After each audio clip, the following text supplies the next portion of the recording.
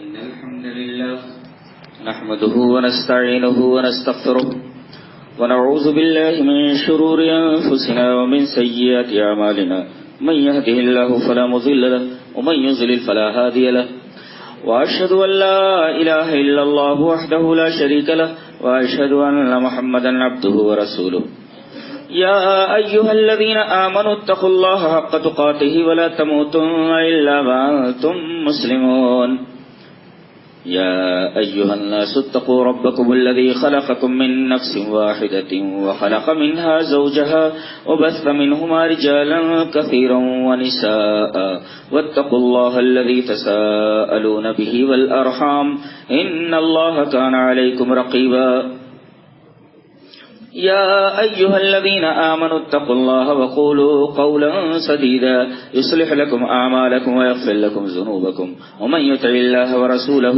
فقد فاز فوزا عظيما أما بعد فإن خير الحديث كتاب الله وخير الهدي هدي محمد صلى الله عليه وسلم وشر الأمور محدثاتها وكل محدثة بدعة وكل بدعة ضلالة والضلالة في النار أعوذ بالله من الشيطان الرجيم بسم الله الرحمن الرحيم وإن كنتم في ريب مما نزلنا على عبدنا فأتوا بسورة من مثله. قرآن حکیم کے حیرت انگیز انداز بیان پر گفتگو کرتے ہوئے آج یہ ہمارا چھٹا جمعہ ہے. خطبہ مسنونہ کے بعد پڑھی گئی سورہ بقرہ کی آیت کے اندر اللہ تبارک تعالی نے فرمایا کہ اگر تمہیں میرے رسول کی رسالت یا میرے نبی کی نبوت میں ذرہ برابر شک ہے تو یہ جو کلام پیش کر رہا ہے ایک صورت بنا کر کے لے آؤ. اس میں دو باتیں معلوم ہوئی. پہلی بات تو یہ معلوم ہوئی اللہ تبارک و تعالی نے نبی کی نبوت اور محمد الرسول اللہ صلی اللہ علیہ وسلم کی رسالت پر اور آپ کی رسالت اور نبوت کی صداقت پر قرآن حکیم کو دلیل بنائے. میرا نبی سچا ہے، دلیل یہ قرآن. میرا نبی سچا رسول ہے، دلیل قرآن. کیوں؟ یہ جو قرآن پیش کر رہا ہے اگر تم اپنے موقف پر سچے ہو کہ ہم اس کو رسول نہیں مانتے تو جو کلام پیش کر رہا ہے ایک سورہ لے آؤ نا. اور اب تک مخالف کی طرف صرف اور صرف سکوت ہے جو اس بات کی دلیل ہے کہ آپ اللہ کے سچے رسول ہیں اور قرآن اللہ کا کلام ہے. دوسری بات یہ معلوم ہوئی کہ یہ کلام اس درجہ حیرت انگیز ہے، اس درجہ عظیم ہے کہ اس جیسی کتاب لانا، اس کی نظیر لانا تو درکنار، اس کی ایک سورہ نہیں لائی جا سکتی. بلکہ میں تو یہ کہوں گا کہ قرآن حکیم میں جو سینٹینسز ہیں، جملے ہیں، ایک جملہ اس جیسا نہیں بنایا جا سکتا. یہ تو رہی قرآن حکیم کی عظمت قرآن حکیم کی زبان میں. آئیے رسول اکرم صلی اللہ علیہ وسلم سے قرآن حکیم کی فضیلت کے بارے میں سن لیتے ہیں. حدیث اس طرح وعن عبد الله بن عمرو رضی اللہ تعالی عنہ قال قال رسول اللہ صلی اللہ علیہ وسلم يقال لصاحب القرآن اقرأ وارتقي ورتل كما ترتل في الدنيا فإن منزلك عند آخر آية تقرأها رواه ابو داؤد في كتاب الصلاة. حضرت امام ابی داؤد رحمہ اللہ ابو داؤد شریف کتاب الصلاة کے اندر یہ روایت حضرت عبداللہ بن عمرو سے لائے ہیں. وہ فرماتے ہیں کہ نبی اکرم صلی اللہ علیہ وسلم نے فرمایا کہ قیامت کے دن اللہ صاحب قرآن سے کہے گا. ایک نکتہ بتاؤں، یہاں یہ نہیں کہا گیا کہ قرآن کے پڑھنے والے سے کہا جائے گا، قرآن کے حافظ سے کہا جائے گا، ایسا نہیں ہے. نہیں تو یوں کہا جاتا یقال لقارئ القرآن، قرآن کے پڑھنے والے سے کہا جائے گا، یا یوں کہا جاتا یقال لحافظ القرآن، قرآن کے حافظ سے کہا جائے گا، ایسا نہیں کہا گیا، تعبیر یہ لائی گئی یقال لصاحب القرآن، قرآن کے ساتھی سے کہا جائے گا۔ جانتے ہیں حافظ اور قاری اور ساتھی میں کیا فرق ہے؟ ساتھی جو ہمیشہ ساتھ میں رہے۔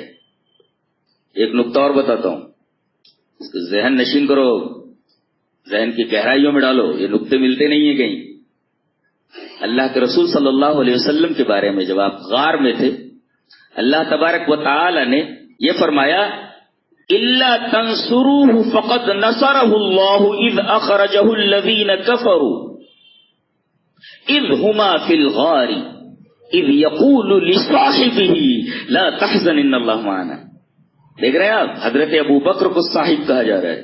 صاحب مانے جو دکھ میں، سکھ میں، خوشی میں، غمی میں، سب میں اپنے دوست کا ساتھی ہو۔ ساتھی کا مطلب ہوتا ہے جو ہمیشہ اس کے ساتھ رہے۔ تو یہ نہیں کہا گیا کہ قرآن کے پڑھنے والے سے کہا جائے گا، یہ نہیں کہا گیا کہ قرآن کے حافظ سے کہا جائے گا، قرآن کے ساتھی سے کہا جائے گا، جو زندگی کے ہر معاملے میں قرآن کو اپنے ساتھ رکھتا ہو۔ دیٹ از کالڈ صاحب، اس کو صاحب بولتے۔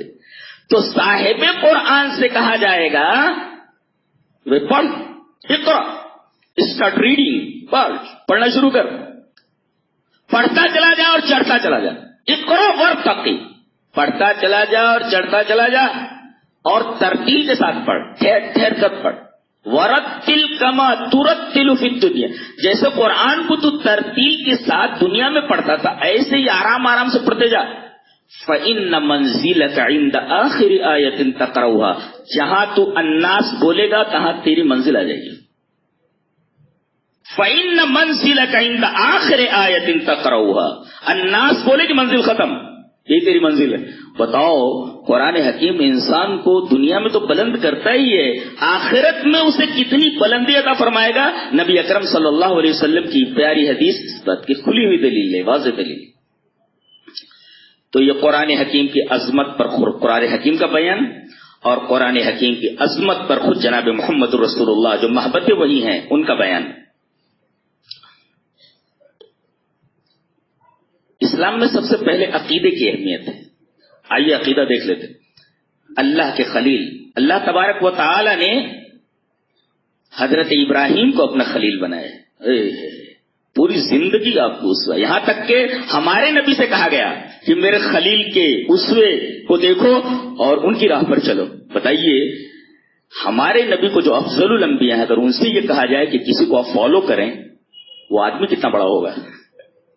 اور یہی وجہ ہے کہ درود شریف میں نبی کو اور نبی کی آل کو حضرت ابراہیم اور ان کی آل کے ساتھ جوڑ دیا گیا۔ کبھی غور کیے کتنا گہرا تعلق ہے ہمارے نبی کا حضرت ابراہیم سے، اور نبی کی آل کا ابراہیم کی آل سے۔ اللہم صلی علی محمد وعلی آل محمد کما صلیت علی ابراہیم وعلی آل ابراہیم۔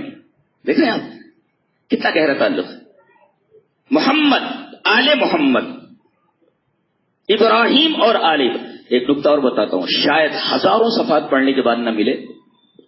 یہ کہتے ہیں کہ ہمیں درود شریف کی عظمت اور اہمیت معلوم نہیں، لیکن ہم نے کبھی درود شریف صلاۃ و سلام کی عظمت پر کوئی نقطۂ قرآن ہی نہیں سنا۔ لمبی لمبی تو چھوڑتے رہتے ہیں، ہنستے رہتے، لیکن انہوں نے کبھی یہ نہیں بیان کیا کہ درود شریف صلاۃ و سلام کی عظمت اللہ نے کس طرح بیان کی ہے۔ نقطہ ذہن نشین کرو، قرآن حکیم میں، پورے قرآن حکیم میں آپ دیکھ ڈالیں، یا ایھا الذین آمنوا جہاں بھی آتا ہے وہ شروع میں آتا ہے، آپ کہیں نہیں دکھا سکتے کہیں بیچ میں آیا ہو، کہیں نہیں ہے۔ یا ایھا الذین آمنوا، یا ایھا الناس اعبدوا، جب بھی یا آتا ہے تو وہ آیت کے شروع میں آتا ہے، آیت کے بیچ میں نہیں آتا۔ قرآن حکیم کی واحد آیت ہے جس میں یا ایھا الذین آمنوا کو شروع میں نہ لایا کر کے بالکل بیچ میں لایا گیا، وہ درود شریف کی آیت ہے۔ فرمایا گیا ان اللہ وملائکتہ یصلون علی النبی یا ایھا الذین آمنوا صلوا علیہ وسلموا تسلیما۔ یہ واحد آیت ہے قرآن حکیم کی جس میں یا ایھا الذین آمنوا کو بیچ میں لایا گیا ہے۔ بتایا یہ گیا کہ درود شریف پڑھتے تو ہیں، اللہ درود بھیجتا ہے، فرشتے درود بھیجتے ہیں، ہو گیا، بات ختم ہو گئی. اب یا ایھا الذین آمنو کہہ کر کے خود مومنوں سے کہا جا رہا ہے، بیچ میں یا ایھا الذین آمنو لا کر کے کہ تم درود و سلام کو لازم پکڑو. اس سے زیادہ اہمیت قرآن حکیم نے جو بیان کی ہے درود شریف کی اور کیا ہو سکتی ہے؟ اور ہم سے زیادہ اس کی عظمت کو کون سمجھ سکتا ہے جو قرآن اور حدیث کو اپنا گول مانتے ہیں اور قرآن و سنت کو اپنا معیار مانتے ہیں، معیار حق مانتے ہیں. تو اسلام میں عقیدے کی بڑی اہمیت ہے. اللہ تبارک و تعالی نے اپنے خلیل کے ذریعے سورہ شعراء کے اندر عقیدہ کیا ہوتا ہے وہ بیان فرمایا. اللہ نے فرمایا میرے خلیل، میرا تعارف کرا دو میں کون ہوں. اب حضرت ابراہیم خلیل اللہ تبارک و تعالی کا انٹروڈکشن کرا رہے. اللہ فرما رہا ہے میرا انٹروڈکشن کراؤ میں کون ہوں. اب تعارف کرا رہے ہیں. فَإِنَّهُمْ عَدُوٌّ لِّي إِلَّا رَبَّ الْعَالَمِينَ. یہ سارے بت یہ میرے دشمن ہیں سوائے رب العالمین. سب دشمن ہیں میرے. یہ سارے بت جو اللہ کے علاوہ ہیں، سارے معبودان باطلا سوائے رب العالمین کی. کوئی بھی معبود برحق نہیں ہے اور یہ سب میرے دشمن ہیں. عدو لی، میرے دشمن ہیں. معبود برحق تو میرا رب ہے جو رب العالمین. اب رب العالمین کی شرح کر رہے ہیں، تعارف کر رہے ہیں. الذی خلقنی فہو یہدین. یہ تعارف ہے اللہ کا، رب العالمین کا تعارف ہے. جس نے مجھے پیدا کیا، پیدا کرنے والا اللہ. ڈارون کے نظریے کا رد ہے. پہلے کیڑا تھا، پھر بندر ہوا، بندر سے چمپینزی ہوا، چمپینزی سے انسان. کہتے ہیں کہ انسان اشرف المخلوقات ہے، اسے تو بندر بنا کر کے رکھ دیا، بندر کی اولاد بنا دیا ان نالائقوں نے. انسان کی ساری کرامت اور ساری عظمت کو مٹی میں ملا کر کے رکھ دیا انہوں نے، بندر کی اولاد کہہ کر. پہلے کیڑا تھا، پھر ایسا ہوا ایسا. اچھا یہ جب چمپینزی سے انسان بننا تو ڈارون وہاں موجود تھا کیا؟ موجود تھا؟ بنتے ہوئے دیکھا نہیں؟ دیکھا ہے تو مشاہدہ نہیں ہے. اور جو مشاہدہ نا وہ سائنس نہیں ہے. اس لیے کہ سائنس کس کو بولتے ہیں؟ جو لیب میں ثابت ہو سکے. لیب میں کہاں ثابت ہوا؟ کسی نے دیکھا ہی نہیں کہ چمپینزی انسان بننا ہے. سب اٹکل بچے آتے ہیں. اسی وجہ سے قرآن حکیم کہتے ہیں یتبعون الا الظن، صرف گمان کی پیروی کر رہے، صرف تیر تکے چلا رہے خالی ہوا میں، حقیقت سے یہ دور تک کا واسطہ نہیں. ایک ہی جملے کے اندر اللہ تبارک و تعالیٰ ان کے سارے کرشمے اور یہ سارے ردے چڑھائے رہتے ہیں، ڈھیر کر دیتا. گمان کی پیروی کر رہے. الذی خلقنی، مجھے پیدا کیا اس اور پیدا کر کے بیکار نہیں چھوڑ دیا ہے. ابھی دیکھو کتنا برا جملہ ہے. میں جب سوچ لیتا ہوں تو طبیعت عجیب سی ہونے لگتی. بولے اللہ ہر جگہ موجود نہیں رہ سکتا تھا، لہذا اس نے ماں کو بنایا اور اس نے ماں کو پروردگار بنا دیا، خود بے روزگار ہو گیا. اللہ اکبر. جواب دیا جا رہا ہے الذی خلقنی فہو یہدین، اس نے مجھے پیدا کیا اور وہ میرا ساتھ نہیں چھوڑ رہا ہے، قدم قدم پر میری رہنمائی کر رہا ہے. تیری کیا، تیرے ماں باپ کی رہنمائی بھی وہی کر رہا ہے. اور کتنا ناشکر ہے، ماں کو پروردگار تو نے بنا دیا. ارے ایسی جگہ میں تو تھا 9 مہینے جہاں نہ باپ کا دخل تھا، نہ ماں کا دخل تھا، نہ کسی ڈاکٹر کا دخل تھا. وہاں کس طرح پالا تجھ کو؟ کیسے پروردگار ہو گئی ماں تیری؟ تیری ماں کو تو بھی اسی طریقے سے پالا ہے اس نے. تو الذی خلقنی فہو، تمام سوالوں کا جواب قرآن حکیم میں موجود ہے. الذی خلقنی، ڈارون کا رد، پیدا کیا اس نے مجھ کو، پیدا کر کے بیکار نہیں چھوڑا ہے، بے روزگار نہیں ہو، برابر ہدایت کر رہا ہے وہ، برابر رہنمائی کر رہا ہے وہ. والذی هو یطعمنی ویسقین، وہی کھلاتا ہے، وہی پلاتا ہے. اللہ، جو لقمہ تیرے پیٹ میں جاتا ہے سب اسی کا دیا ہوا ہے، سب اسی کی عطا ہے، سب اسی کا کرم ہے.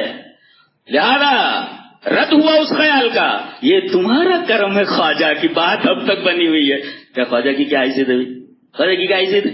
والذی هو یطعمنی ویسقین، وہی کھلاتا ہے، وہی پلاتا ہے. جب پیدا کرنے والا وہی، قدم قدم پر رہنمائی کرنے والا وہی، کھلانے والا وہی، پلانے والا وہی، تو بات اب تک بنی ہوئی خواجہ کی وجہ سے کیسے؟ ذرا مجھے سمجھایا جائے. میک می انڈرسٹینڈ، سمجھاؤ مجھے، سمجھاؤ کیسے کہ بات اب تک بنی ہوئی ہے. کھلاتا وہی ہے، پیدا اس نے کیا، قدم قدم پر رہنمائی وہی کر رہا ہے. والذی هو یطعمنی ویسقین، وہی کھلاتا ہے، وہی پلاتا ہے. وَإِذَا مَرِضْتُ فَهُوَ یشفین، اور جب میں بیمار ہوتا ہوں تو شفا بھی وہی دیتا ہے. والذی یمیتنی ثم یحیین، اور وہی مجھے موت دے گا پھر مجھے زندہ کرے گا. اللہ کو پوری حیات بتا دی گئی، انسان کے تخلیق کے سارے مراحل بیان کر دیے گئے. اللہ 2-3 آیتوں کے اندر. اور ایک نکتہ اور، ایسے لوگوں کو پوجا جا رہا ہے جو باتھ روم کے محتاج ہے. ارے جو باتھ روم کرتا ہو وہ خدا کیسے ہو سکتا ہے؟ اللہ کیسے ہو سکتا ہے؟ اس لیے کہ احتیاج. اب باتھ روم کی ضرورت ہے، کھڑا نہیں ہو سکتا، سیدھا سے باتھ روم میں جانا ہے. وہ کہ احتیاج ضرورت ہے، اور جو ضرورت مند ہو وہ خدا کیسے ہو سکتا ہے؟ اس لیے کہ احتیاج اور ضرورت یہ الوہیت کی منافی ہے. جو محتاج ہو جائے وہ خدا کیسے ہو سکتا ہے؟ یہ باتھ روم کرنے والوں کو ان کو خدا بنا دیا کہ بھگوان ہے، یہ بھگوان ہے. انہیں نہ اپنی پیدائش پر کنٹرول ہے، نہ اسے اپنی موت پر کنٹرول ہے. فلاں صاحب مر گئے، سمادھی بنا دی گئی، پوجا چالو ہے. ارے جو اپنی موت کو نہ روک سکے وہ دوسروں کو کیا دے سکتا ہے؟ والذی یمیتنی ثم یحیین، وہی مجھے موت دیتا ہے، وہی مجھے زندہ کرے گا. یہ عقیدہ بیان کیا گیا. اچھا، ایک نکتہ بڑا پیارا مفسر نے لکھا ہے اس آیت کریمہ کے تناظر میں. کہتا ہے کہ کسی کو اگر بیمار دیکھو، کسی بیماری میں مبتلا ہے یا اسے کوئی تکلیف ہے تو یہ مت سمجھو. دیکھو مفسر کا تبصرہ ریمارک کتنا خوبصورت ہے، آپ ضروری سے لکھے جانے کے لائق ہے اس آیت کریمہ کی روشنی. کہتا ہے کہ اگر کسی آدمی کو دیکھو کہ کسی بیماری میں مبتلا ہے، کینسر ہے یا کوئی اور مرض ہے، کوئی اور تکلیف ہے، تو یہ مت سمجھو کہ وہ بیمار ہے تو اللہ اس سے ناراض ہے. اس لیے کہ اللہ کا خلیل بھی بیمار ہوتا ہے. وَإِذَا مَرِضْتُ فَهُوَ يَشْفِينِ، حضرت خلیل کہہ رہے ہیں کہ جب میں بیمار ہوتا تو اللہ مجھے شفا دیتا ہے. ارے بیمار ہونا یہ اللہ کی ناراضگی کی دلیل نہیں ہے، بلکہ مفسر یہ کہتا ہے کہ اللہ کا خلیل بھی بیمار ہوتا ہے، اس لیے کہ اس کی زبان سے اللہ نے کہلوایا وَإِذَا مَرِضْتُ فَهُوَ يَشْفِينِ، جب میں بیمار ہوتا ہوں تو وہی مجھے شفا دیتا ہے. کتنی باتیں کہہ دی گئی ہیں. 3 آیتوں کے اندر معنی کا ایک دریا ہے بیان کر دیا گیا ہے. یہ عقیدہ ہے. بہت گنہگار ہیں ہم لوگ. نہیں، اب اللہ سے اگر بخشوانا ہے اپنے آپ کو، ایک طریقہ بتاتا ہوں، چلو بخش دیا جاؤ گے. حضرت علامہ ابن قیم رحمہ اللہ کا مشہور دعائے آدم و حوا پر تفسیر ہے ان کا. پہلے وہ دعا پڑھ لیتے ہیں. قال ربنا ظلمنا انفسنا وان لم تغفر لنا وترحمنا لنكونن من الخاسرین. یہ دعا ہے آدم و حوا ہے، ہمارے ماں باپ کی دعا ہے. کبھی آپ نے غور کیا کہ اس میں کیا ہے؟ معنی کا ایک جہان ہے، میں بیان نہیں کر سکتا. کبھی اسی دعا کے اوپر ہم گفتگو کریں گے پورے جمعہ. آج تو سرسری گزرتے ہیں اس میں. مفسر لکھتا ہے کہ پہلی بات تو یہ دکھائی دے رہی ہے کہ ایک نے غلطی کی اور اپنی غلطی پر اڑا رہا، اور ایک نے غلطی کی، اس نے غلطی کا اعتراف کیا اور اللہ سے اپنی غلطی کی معافی چاہیے. دونوں میں فرق، اگر فرق جاننا چاہتے ہو انسان اور شیطان میں، تو فرق یہ ہے غلطی کرنے کے بعد جو اپنی غلطی کو مان لے اور اللہ سے معافی مانگ لے وہ انسان، اور غلطی کرنے کے بعد اپنی ہی گائے جانا اور اپنی غلطی پر اڑے رہنا یہ کام شیطان کا ہے. ایک ہے غلطی، ایک ہے سرکشی. غلطی اور سرکشی میں فرق ہوتا ہے. کسی فلاسفر کا قول میں نے پڑھا تھا، بڑا پیارا قول ہے. کہتا ہے کہ غلطیوں پر سرکشی کا اضافہ نہ کرو، غلطیوں پر سرکشی کا اضافہ نہ کرو، اس لیے کہ اللہ کے ہاں غلطی قابل معافی ہے، سرکشی قابل معافی نہیں ہے. دیکھو آدم سے غلطی ہوئی معاف کر دی گئی، لیکن شیطان سے سرکشی ہوئی معاف نہیں کی گئی، راندے درگاہ کر دیا گیا. دوسرا نقطہ بیان کرتا ہے مفسر، اسے عقیدے کا مسئلہ ہے نا، دل کی گہرائیوں میں اتارو. ایک سے کہا گیا تھا کر، نہیں کیا، اور ایک سے کہا گیا تھا نہ کر لیا. غلطی دونوں ہے. شیطان سے کہا گیا تھا کر، سجدہ کر، فابا، نہیں کیا، انکار کر دیا. اور آدم و حوا سے کہا گیا تھا نہ کرو، یعنی لا تقربا هذه الشجرہ، اس درخت کے قریب مت جانا، چلے گئے. غلطی دونوں سے ہوئی. دیکھو ایک سے کہا گیا تھا کر، نہیں کیا، اور ایک سے کہا گیا تھا نہ کر لیا. دونوں سے غلطی ہوئی، دونوں نے اللہ کی نافرمانی کی، برابر ہے. لیکن ایک نے غلطی کی معافی مانگی اور بخش دیا گیا، اور ایک غلطی پر اڑا رہا، راندے درگاہ ہو گئے. یہ بات معلوم ہے. نقطہ جو بیان کرنے جا رہا ہوں جو بڑا عجیب و غریب ہے وہ یہ کہ دونوں نے اللہ سے دعا مانگی، یہ خالی دعا حضرت آدم و حوا کی نہیں ہے، بلکہ دعا اس وقت شیطان کی بھی ہے، دونوں کی دعا ہے. اور عجیب بات تو یہ کہ دونوں نے رب کہہ کر کے، اے میرے رب کہہ کر کے دعا مانگی. قال رب فانظرنی الی یوم یبعثون، یہ شیطان کی دعا ہے. اے میرے رب، ایک دعا کرنا چاہتا ہوں، دعا قبول کر. ہاں قبول کر لیتے ہیں نا. کیا مانگتا ہے؟ بولے قیامت تک مجھے مہلت دے دے. کہا کہ دعا ڈن، قبول کر لی گئی. اللہ، دیکھو رب کہہ کر کے دعا مانگ رہا ہے اور شیطان کی دعا قبول کر لی جا رہی ہے، اور رب کہہ کر کے آدم و حوا دعا مانگ رہے ہیں، ان کی بھی دعا قبول کر لی گئی. نقطہ یہ ملا کہ اللہ نافرمانوں کی بھی دعا قبول کرتا ہے. ایک نقطہ یہ معلوم ہے. اب عقیدے کا گہرا مسئلہ، آدم و حوا نے کسی کا وسیلہ لے کر کے دعا نہیں مانگی، اس لیے کہ کہیں وسیلے کا تذکرہ نہیں ہے. ربنا ظلمنا ڈائریکٹ، اے میرے رب، اے ہمارے رب. اور شیطان نے بھی وسیلہ نہیں لیا. شیطان کو بھی معلوم ہے کہ دعا میں وسیلے کی ضرورت نہیں ہوتی. وہ ہم سے زیادہ عقیدہ جانتا ہے کہ عقیدہ کیا ہے. کیسا پھنسا کر کے رکھا ہے. اپنا تو رب کہہ کر کے نکل گیا، دوسرے کو غیر رب نے پھنسا دیا ہے. سارے لوگ طفیل، محمد کا طفیل، ان کا طفیل، ان کا طفیل، سب کو لگا دیا ہے. اور یہ نالائق اتنا ہوشیار ہے کہ صاف رب کہہ کر کے نکل گیا. میں وسیلہ نہیں لیتا، اس لیے کہ میں جانتا ہوں نا وسیلے کا کیا مطلب ہوتا ہے. اللہ اکبر، یہ عقیدہ ہے. اب اس پر علامہ ابن قیم رحمہ اللہ کا ایک پیارا تبصرہ، اگر سمجھ سکو تو سمجھ کر کے اٹھو. بہت پیاری بات ہے، بہت بڑا آدمی ہے یہ، ابن تیمیہ کا شاگرد ہے. فرماتے ہیں، مان عربی پڑھتا ہوں میں.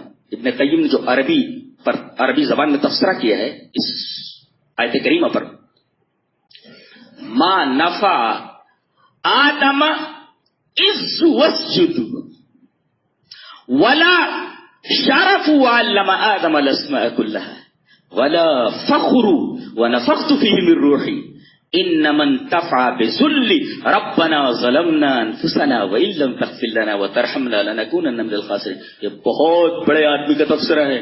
یہ ابن تیمیہ کا شاگرد ہے ابن قیم، ہزاروں کتابیں لکھنے والا، ہزاروں اور تفسیر.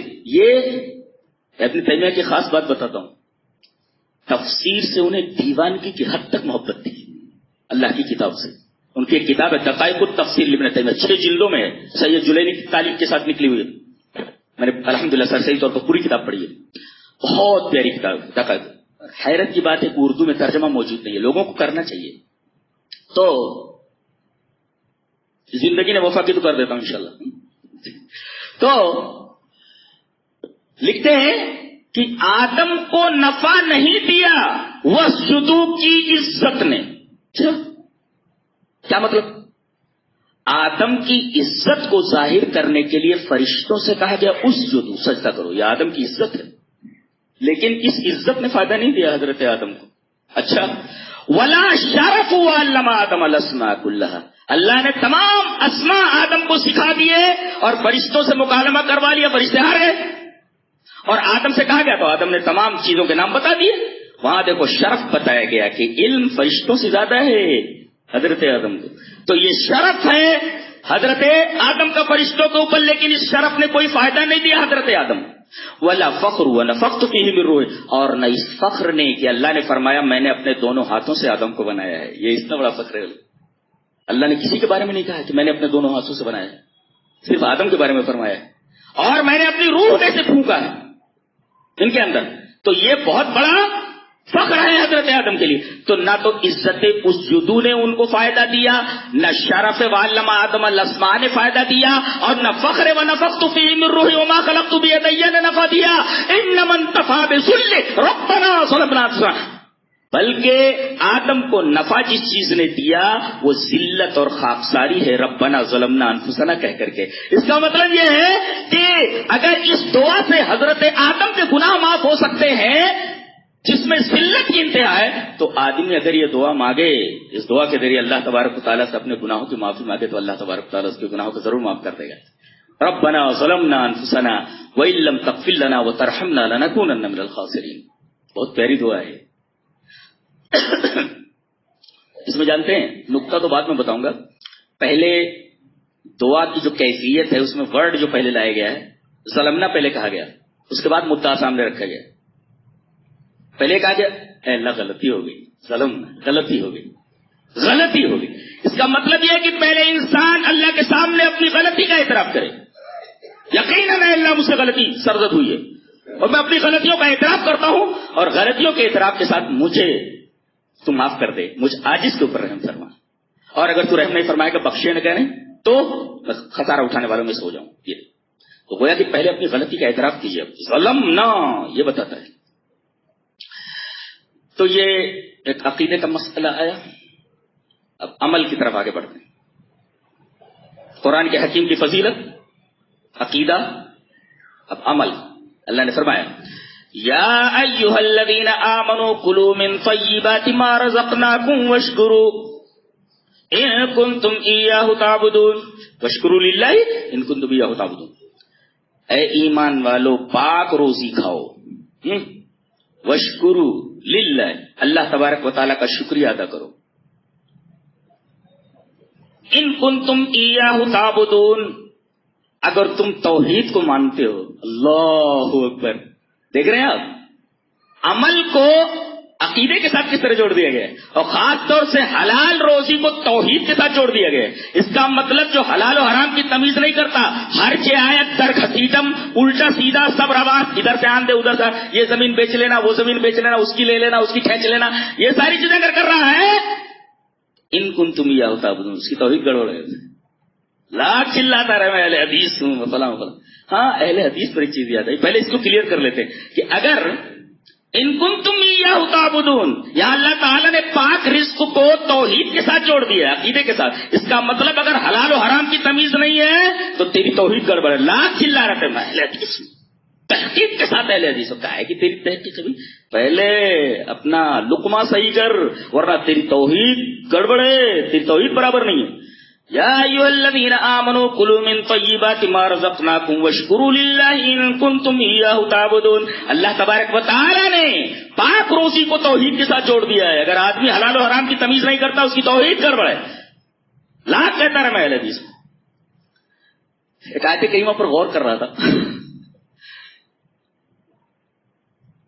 ایک لقب دیا گیا اہل حدیثوں کو، کیا بولتے ہیں، حالانکہ وہ لقب صحیح نہیں ہے، وہابی. ہم لوگ وہابی تھوڑی ہیں.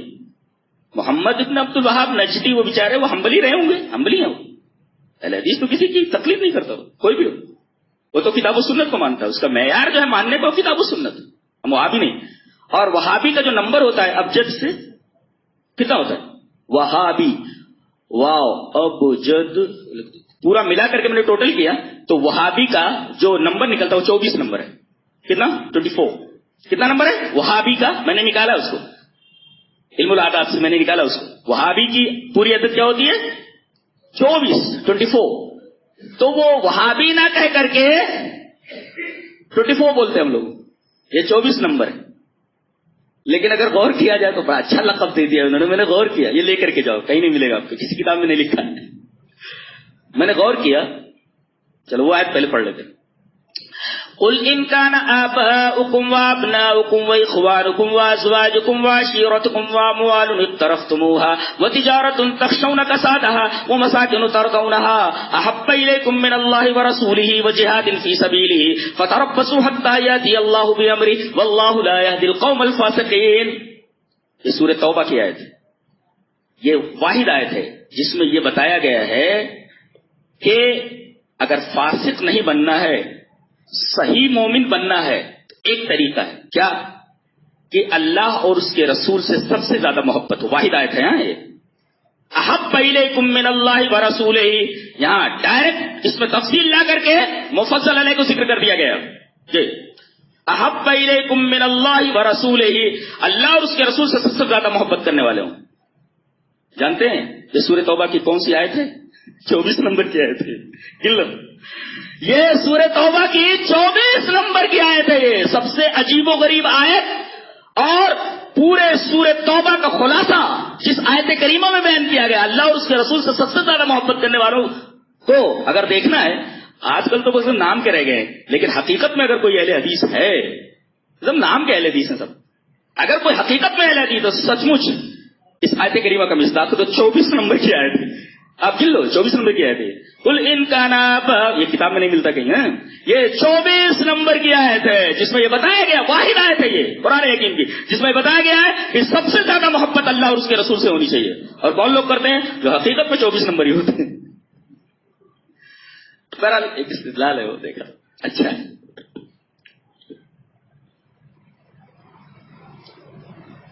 اب آگے تھوڑا سا علم آ گیا تو اسی پر جمے مت رہو، علم کو بڑھاتے رہو. نبی سے زیادہ عالم کون ہوتا ہے؟ نبی سے بڑا عالم کون ہوتا ہے؟ ان سے کہا گیا ہے، نبی سے صرف ایک ہی دعا کروائی گئی ہے علم کے بارے میں، بڑھانے کے بارے میں، اے اللہ یہ بڑھا دے. نبی سے کبھی یہ نہیں کہا گیا کہ اے اللہ میری دنیا بڑھا دے، یہ بڑھا دے، وہ بڑھا دے، یہ بڑھا دے، اور کہیں نہیں ہے. صرف ایک دعا زیادتی کے بارے میں خالی بس، رب زدنی علما، یہ سورۃ طہ کی آیت ہے، اے میرے رب میرا علم بڑھاتے رہنا. اس پر ایک بڑا پیارا تفسیرہ ایک آیت کریمہ کی روشنی میں نے پڑھا، پیش کر دیتا ہوں. ایک بھائی نے ایک بھائی کو قتل کر دیا. قابیل نے اپنے نیک بھائی متقی بھائی حابیل کو قتل کر دیا. اب اس کی سمجھ میں نہیں آ رہا ہے، دنیا کا پہلا قتل ہے، پہلا انسان مرا ہے، اور اس آدمی نے دیکھا نہیں کہ مرنے کے بعد آدمی کو کیا کیا جاتا ہے. اب لاتے پھر رہا ہے، وہ لاش کاندھے پر لاتے پھر رہا ہے، اس لاش کا کروں تو کیا کروں، قتل تو کر دیا. اب اللہ فرماتا ہے اس کی سمجھ میں نہیں آ رہا ہے کہ اس لاش کا کیا کروں. اللہ فرماتا ہے فبعث اللہ غرابا یبحث فی الارض لیریہ کیف یواری سوءۃ اخیہ. اللہ تبارک و تعالی نے ایک کوے کو بھیجا تاکہ وہ دکھائے کہ وہ اپنے بھائی کی لاش کو کس طرح چھپائے. یہ ترجمہ ہے آیت کریمہ کا. فبعث اللہ، مفسر تفسیرہ یہ لکھتا ہے کہ علم حاصل کرتے رہو، کوے سے بھی علم ملے تو لے لو، کوے سے بھی علم ملے تو لے لو. یہ بتایا گیا ہے. کوا یہ تو بہت ہوشیار ہوتا ہے لیکن صبح اٹھتا ہے تو گندگی کھودتا رہتا ہے. اتنے گندے جانور کے بارے میں جس کا جو جلالہ میں سے جس کا کھانا حرام ہے، جس کا وہ کہتے ہیں لیڈیز کوے کو حلال جانتا ہے. ارے بھائی وہ جلالہ میں سے حلال کیسے ہو سکتا ہے؟ وہ حلال ایسے ہانکتے رہتے ہیں لوگ. ان کو ایسا دیکھو ان کا مسلک ہے، ان کا مسلک ہے. مسلک ہے لیڈیز کو پڑھا کہاں تم نے؟ کیا ہے؟ قرآن و سنت کا مذہب ہے، قرآن و سنت کا طریقہ ہے. حلال کیسے ہو سکتا ہے؟ کوا وہ تو جلالہ میں سے، جلالہ میں سے جی. اور فاسق کہا گیا اس کو. عبداللہ بن مسعود فرماتے ہیں ارے من یاکل الغراب، کوا کون کھائے گا، کوا کون کھائے گا. حضرت عبداللہ بن مسعود کا قول ہے، اس لیے کہ نبی کریم صلی اللہ علیہ وسلم نے فاسق کہا ہے. جب فاسق ہے تو فاسق کا کھانا جائز کیسے ہو سکتا ہے؟ تو مفسر کا تفسیرہ بڑا پیارا ہے علم کے تعلق سے. فبعث اللہ غرابا یبحث فی الارض، اللہ تعالیٰ نے کوے کو بھیجا. یعنی علم کہیں بھی ملے لے لو. اس میں ایک نکتہ اور ملا، غیر مسلم سے تعلیم حاصل کرنا جائز ہے. مولانا عبدالحمید رحمانی رحمہ اللہ نے ایک تقریر میں کہا تھا، اب تک یاد ہے مجھے، کہ جب بدر کے قیدی پکڑ کر کے آئے تو نبی کریم صلی اللہ علیہ وسلم نے فرمایا کہ جو لوگ ہمارے مسلم بچوں کو پڑھا دیں اور وہ غیر مسلم ہیں تو اس علم دینے کی وجہ سے ان کو چھوڑ دیا جائے گا. علم کی اتنی اہمیت ہے کہ قیدیوں کو چھوڑ دیا جائے اگر وہ بچوں کو پڑھا دیں تو. ٹیوشن پڑھا دو ان کو چھوڑ دیا جائے گا.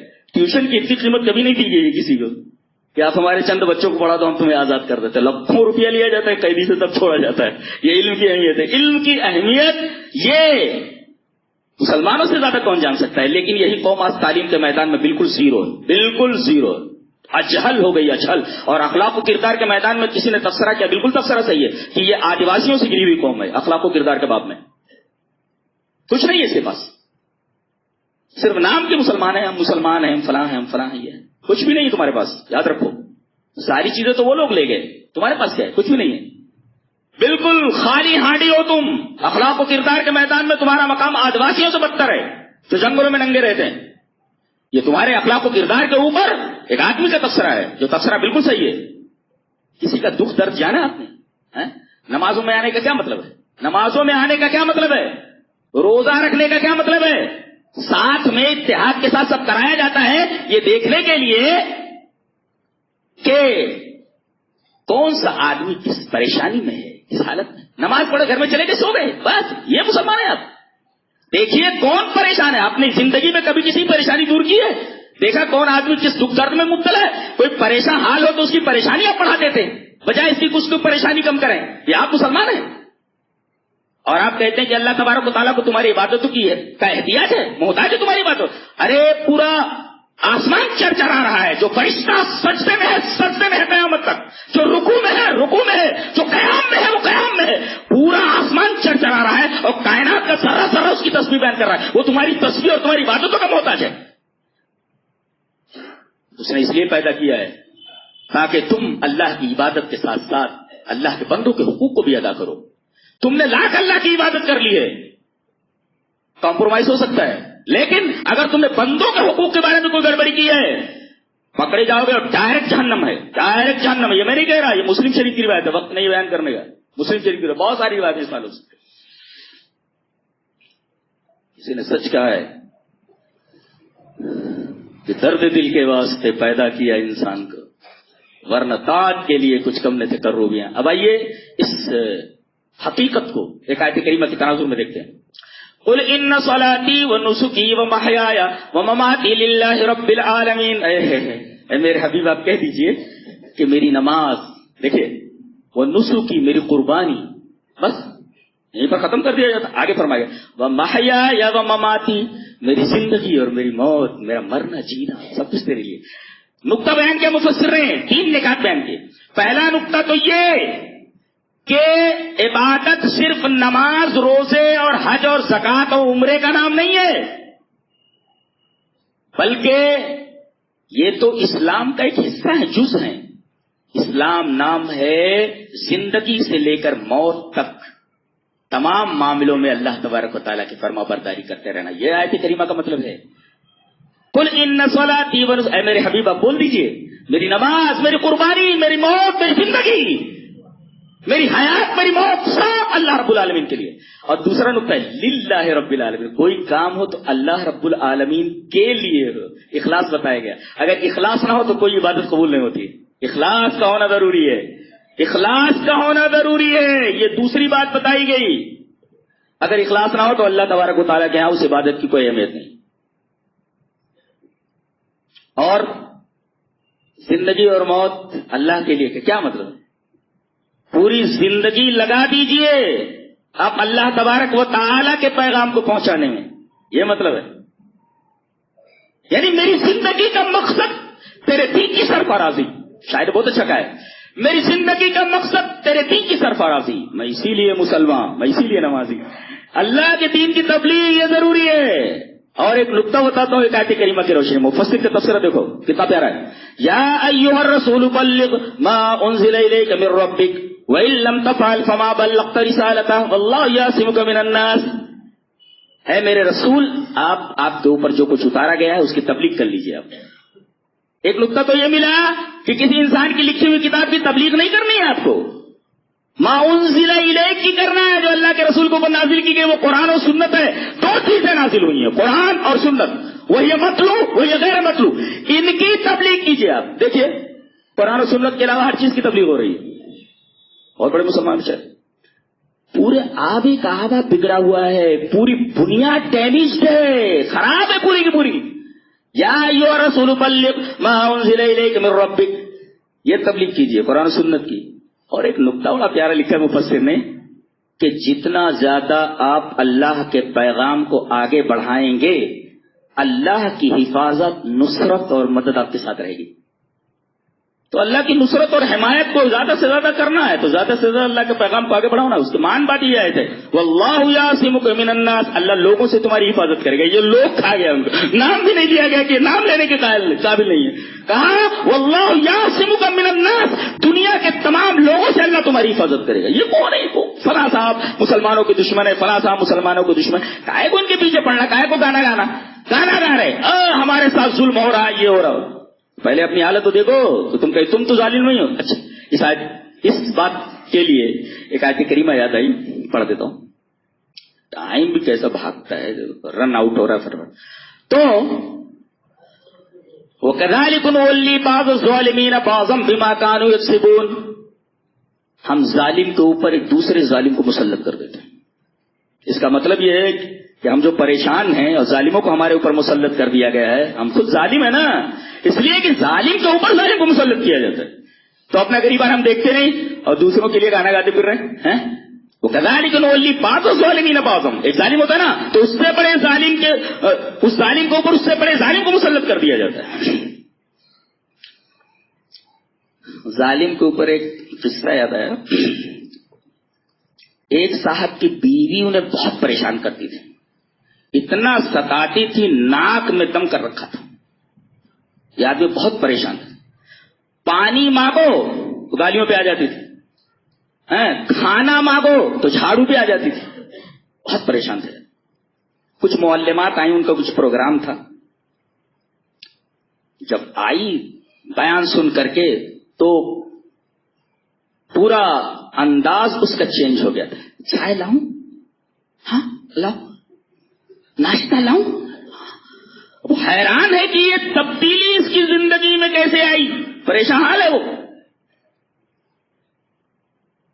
ایک دو دن کے بعد اس نے پوچھا، میں سمجھ نہیں پا رہا ہوں یہ تمہاری زندگی میں انقلاب کیسے ہے؟ اتنی نافرمان تھی تم، اب اتنی فرما بردار ہو گئی. کہا کہ وہ معلمات جو آئی تھی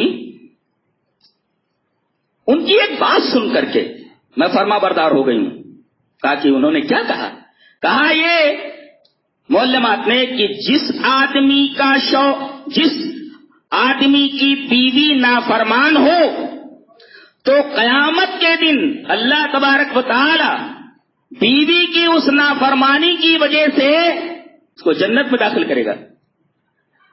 شوہر نے چڑ کر کے کہا تو کہا کہ تجھے جنت میں جانا ہے نا تو اپنے عمل کی وجہ سے جا، میری وجہ سے کیوں جا رہا ہے جنت میں؟ تو یہ ظالم ہو. کذالک نولی بعض الظالمین بعضا بما كانوا یکسبون. ہم ایک ظالم ہوتا ہے نا تو اس سے بڑے ظالم کو اس کے اوپر مسلط کر دیتے. ایک صاحب کو سیکنڈ شادی کرنے کی بڑی آرزو تھی. کہتے ہیں پہلی کا منہ دیکھتے دیکھتے آدمی پریشان ہو جاتا ہے. بات چیت ہو گئی. طے یہ پایا کہ کل جمعہ کے دن، یہ معاملہ جمعرات کا ہے، کل جمعہ کے دن شادی طے ہے. ابھی ایک صاحب نے جدہ سے مجھے فون کیا کہ حضرت ایک ایسے ٹاپک پر آپ بیان دیجئے. حافظ صاحب کو بھی بولے ہو. تو انہوں نے مجھ سے کہا کہ بھئی ایک ٹاپک ہے. کہا کہ کیا؟ کہا کہ پہلی بیوی کو بتائے بغیر دوسری شادی کر لینا اور زندگی بھر پہلی والی کو پتہ نہ لگے، اس پر ذرا دلائل اکٹھا کر دیجئے. حضرت آپ ہی کی بس کر ہو گئے. میں نے کہا ٹھیک ہے تیاری کرتا ہوں، دیکھتا ہوں. تو ان صاحب کو دوسری شادی کی، عقد ثانی کی بڑی خواہش تھی. جمعرات کے دن بات ہو گئی، لڑکی والی بھی تیار ہو گئے. خوشی خوشی آئے. بیوی کو معلوم ہو گیا، بہت کائیاں بیوی تھی، معلوم ہو گیا اس کو. بڑے پیار سے کھانا وانا کھلایا، سو گئے. کھانا وانا کھا کر کے، بڑا اچھا کھانا، لذیذ کھانا بنایا تھا. کھانا کھا کر کے سو گئے. اب صبح اٹھے، اب دیکھ رہے شیروانی کہاں ہے، کرتا بہترین کہاں ہے، خوشبو کدھر ہے. پہن وہن کر کے ذرا نکلنے لگے تو بیوی نے کہا کہاں جا رہے ہیں آپ؟ کہا کہ جمعہ پڑھنے جا رہا ہوں. کیا؟ کہا کہ آج سنیچر ہے. سنیچر کے دن جمعہ ہوتا؟ کہا کہ آج سنیچر ہے. بولے ہاں، تمہاری حرکت کا مجھے علم ہو گیا تھا. نیند کی دوا ملا دی تھی تمہارے کھانے میں، سنیچر کے دن اٹھ رہے ہو تم. اور دیکھو غرا کر اس نے کہا آئندہ ایسے حرکت کی نا ڈوز بڑھا دوں گی، قیامت کے دن اٹھو گے. کذالک نولی بعض الظالمین بعضا بما كانوا یکسبون. ایک ظالم کے اوپر ہم اس سے بڑے ظالم کو مسلط کر دیتے. اللہ تبارک و تعالی ہمارے حال پر رحم فرمائے. وآخر دعوانا الحمدللہ رب العالمین.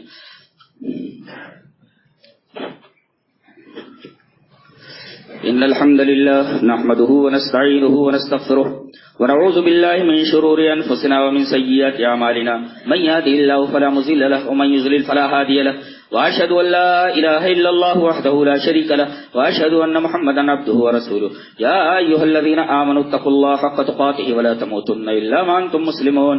يا أيها الناس اتقوا ربكم الذي خلقكم من نفس واحدة وخلق منها زوجها وبث منهما رجالا كثيرا ونساء واتقوا الله الذي تساءلون به والأرحام إن الله كان عليكم رقيبا. يا أيها الذين آمنوا اتقوا الله وقولوا قولا سديدا يصلح لكم أعمالكم ويغفر لكم ذنوبكم ومن يطع الله ورسوله فقد فاز فوزا عظيما.